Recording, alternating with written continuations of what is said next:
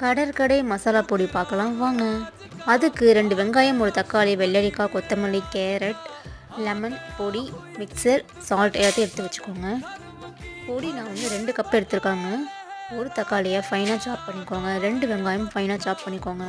1 கேரட்டை நல்லா துடுக்கி போட்டுக்கோங்க. 1/2 வெள்ளரிக்காய், குட்டி குட்டி கருவேப்பிலைங்க. காரத்துக்கு கொஞ்சமாக சில்லி பவுடர் ஆட் பண்ணிக்கோங்க. தேவையான அளவு சால்ட்டுங்க. 1/4 ஸ்பூன் கரம் மசாலா, அரை மூடி லெமன் ஃபுல்லாக பிரிஞ்சு விட்டுருங்க. மஞ்சள் தூள் ஒரு 1/4 ஸ்பூன் போட்டு எல்லாத்தையும் நல்லா மிக்ஸ் பண்ணி வச்சுருங்க. பொடி நீங்கள் எப்போதுமே கடைசியாக தாங்க போடணும், இல்லைனா நமத்து போயும் நல்லா இருக்காது, டேஸ்ட்டாக இருக்காது. அவ்வளோதாங்க, சூப்பரான காரப்பொடி தயாராகிடுச்சு. ஃபைனல் டச்சாக மிக்சர் இருக்குல்ல, அது நீங்கள் ஃபுல்லாக ஆட் பண்ணிக்கோங்க. இந்த மசாலா பொடி ட்ரை பண்ணிவிட்டு கமெண்ட் பண்ணுங்கள். மறக்காமல் நம்ம சேனலை சப்ஸ்கிரைப் பண்ணிடுங்க. ஈவினிங் சூப்பரான ஒரு வீடியோவில் பார்க்கலாம். Tata bye bye. லைக் பண்ணுங்கள், ஷேர் பண்ணுங்கள், கமெண்ட் பண்ணுங்கள். தேங்க்ஸ் ஃபார் வாட்சிங்.